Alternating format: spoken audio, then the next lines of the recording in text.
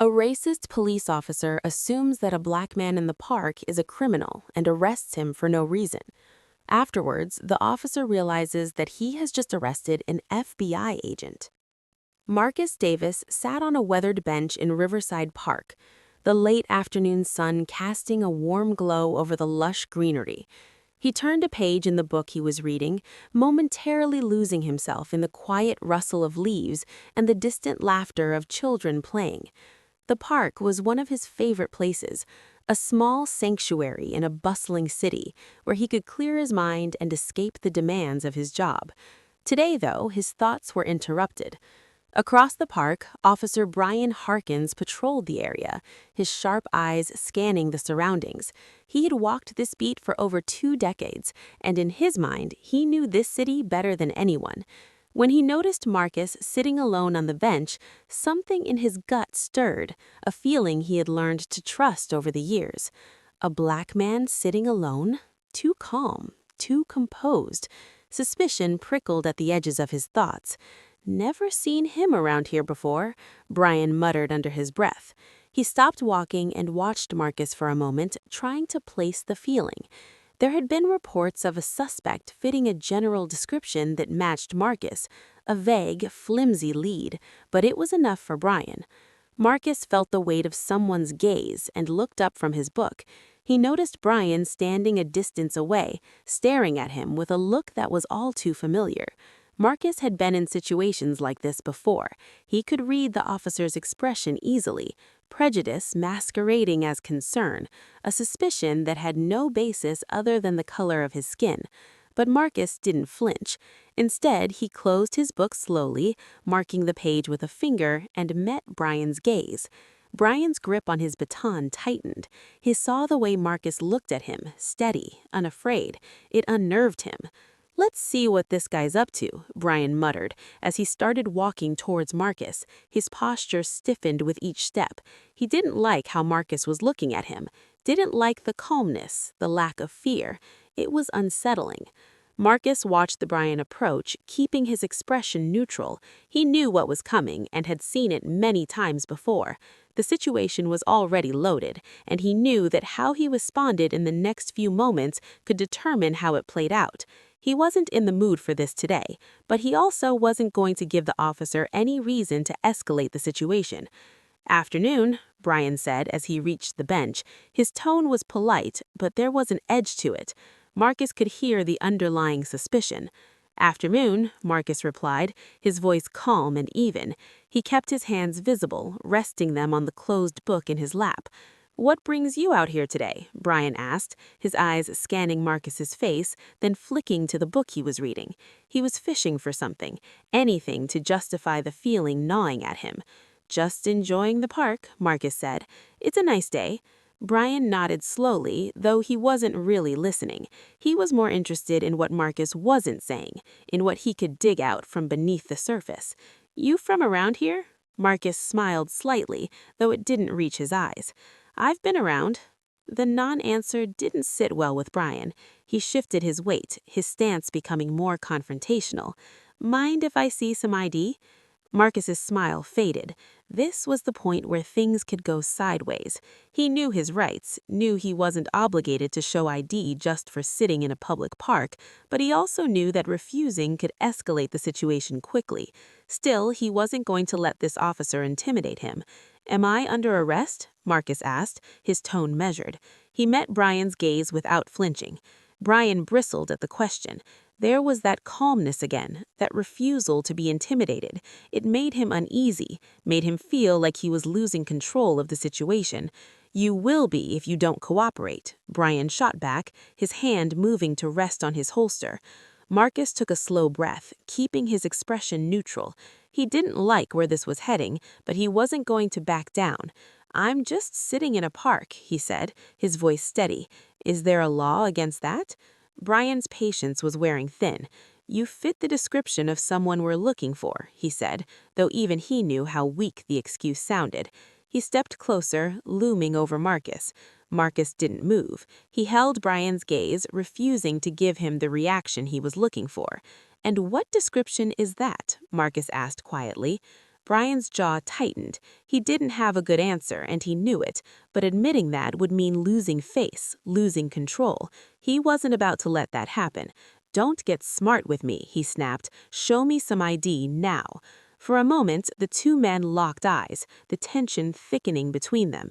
Marcus knew he could push back, could assert his rights, but he also knew that doing so could make this situation even more dangerous. He decided to comply for now. Without a word, he reached into his pocket, slowly, deliberately, and pulled out his wallet. Brian watched every movement closely, his body coiled like a spring. When Marcus's hand handed over his ID, Brian snatched it out of his hand and glanced at it.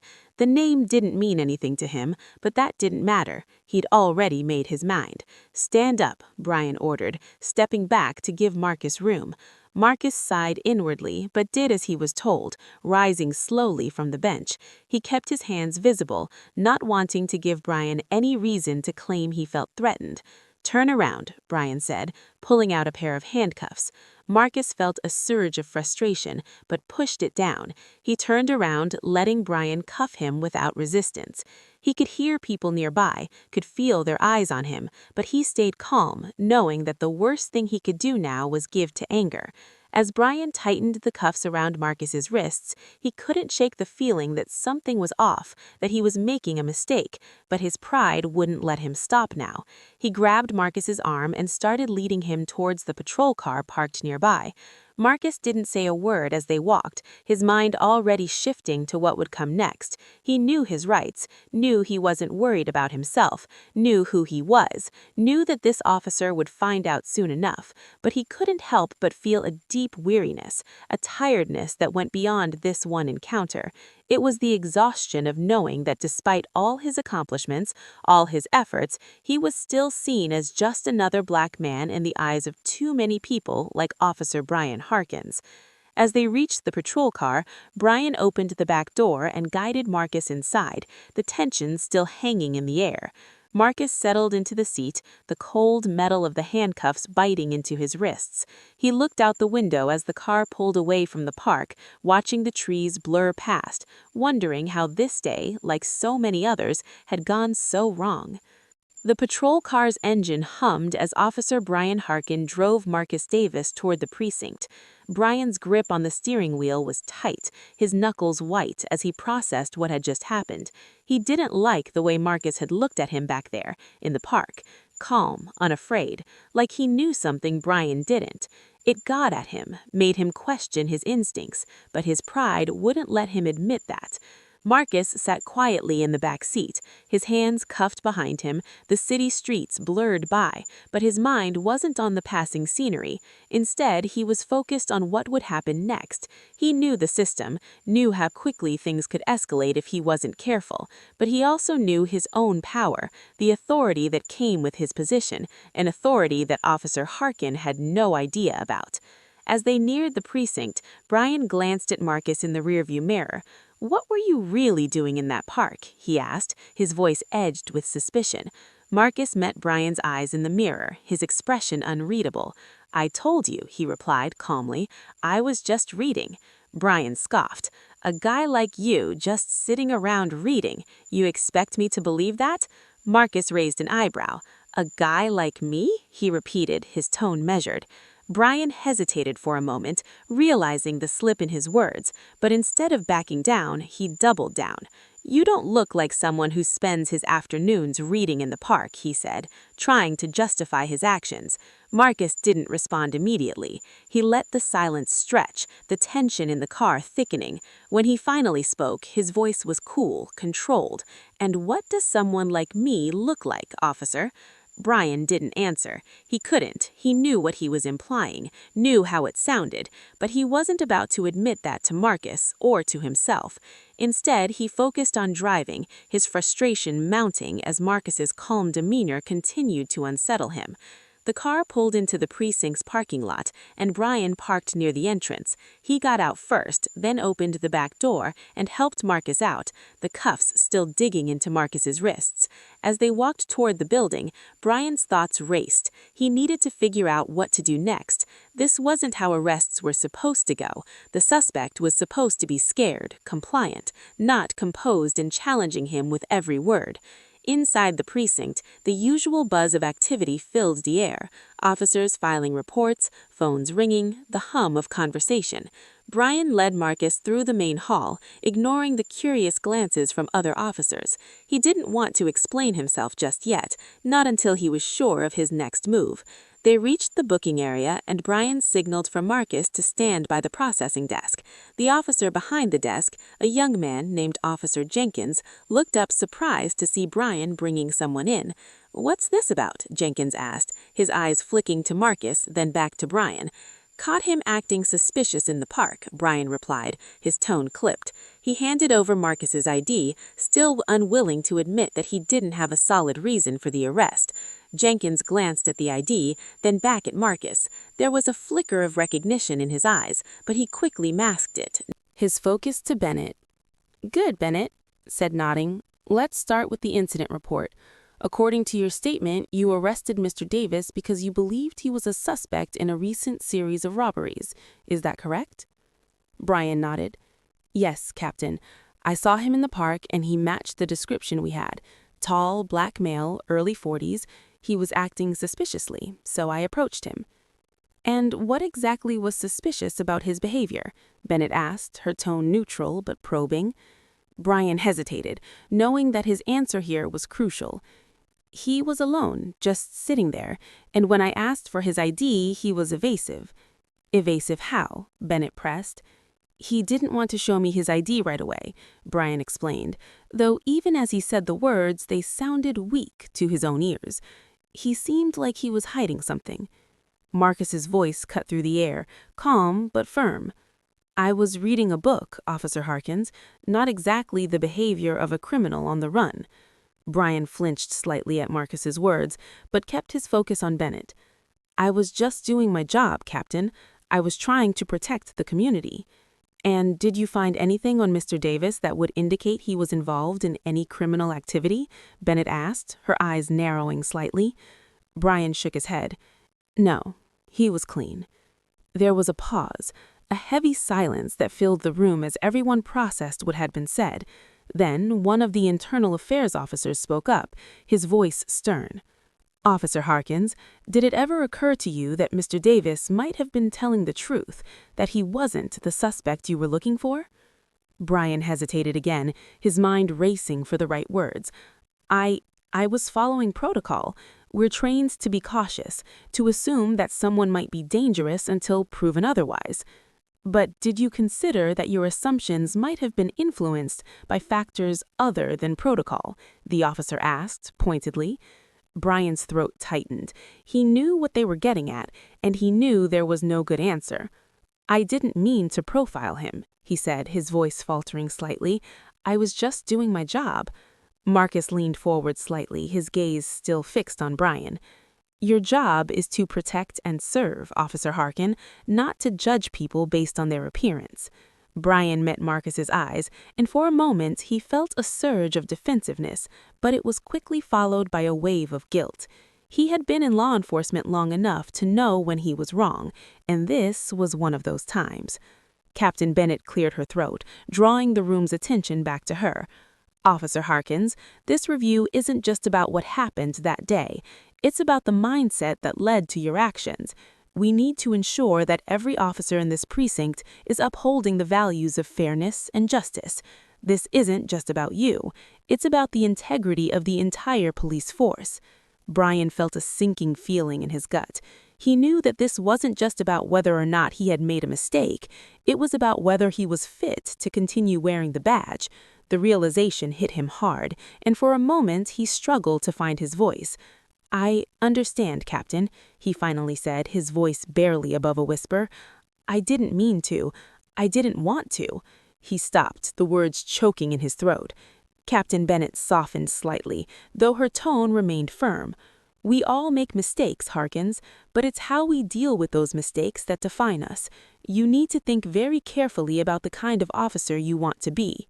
There was another long pause, the weight of the situation pressing down on everyone in the room. Then Marcus spoke again, his voice calm but carrying a weight of authority. "Captain Bennett, may I say something?" Bennett nodded. "Of course, Mr. Davis." Marcus stood up, his presence commanding the attention of the room. He looked directly at Brian, his expression serious but not unkind. "I understand that being a police officer is a difficult job. You are under constant pressure, and sometimes that pressure can lead to bad decisions, but we can't allow those bad decisions to go unchecked. This isn't just about holding Officer Harkins accountable, it's about ensuring that something like this doesn't happen again." Brian listened, his heart heavy.